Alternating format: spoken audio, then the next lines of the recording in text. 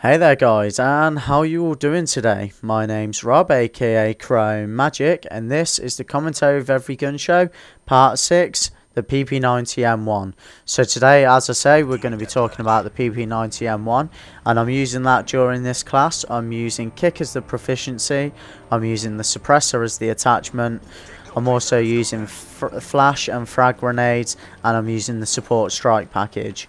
So when I first played this game, I thought I'd check out some of the SMGs, and I managed to unlock the PP90M1 fairly early on, and I thought it was actually one of the most overpowered guns in the game. That was of course until I met the Ep.6, which is an absolute beast of a gun. Although, don't get me wrong, the PP90M1 is still a beast of a gun. I don't think it's as overpowered as the Ep.6, but it still is really good as long as you can be pretty accurate with it. So, the gun has a high rate of fire and moderate recoil, and the recoil tends to get worse the more that you spray. So, the longer you hold down the trigger, the worse the recoil gets. The advantages of the gun are its iron sight is pretty good. As you can see in the screen, you'll see me in a second go in and aim in, and it's got like a little dot, almost a spike, where the middle of the gun is. There you go, you can see it there, and that makes for a really good accurate shooting. The only problem with it is the barrel on it, you can see at the back with the writing on, kind of hinders your sight a little bit and gets on your nerves a little.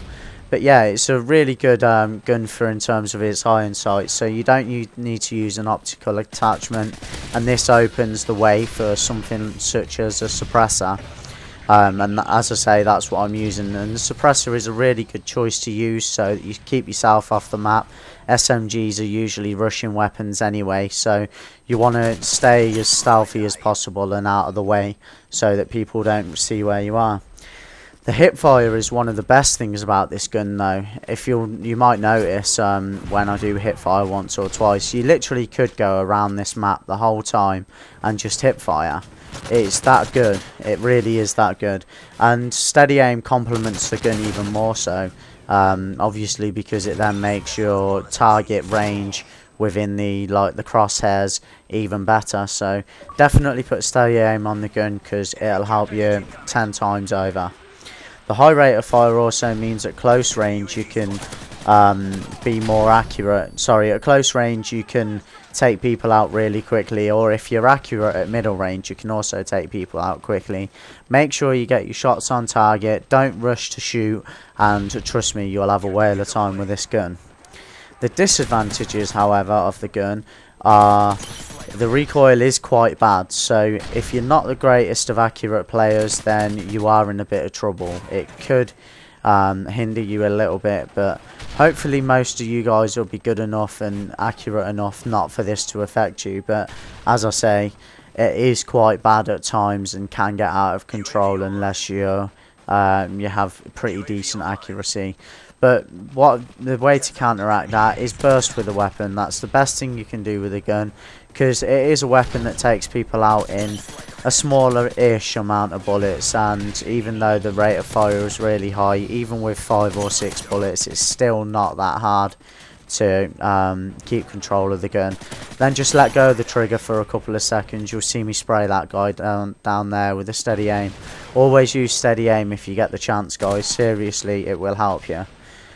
The magazine looks kind of strange, which can put you off your concentration a little bit. So it used to be called the water pistol gun, because you'll see at the bottom of the barrel, it kind of looks like a water pistol ammo block, if that makes sense, where the water would go and then you'd spray it. So that's one of the weird things about the gun. It looks different, but once you've got used to it, it doesn't make too big of a difference.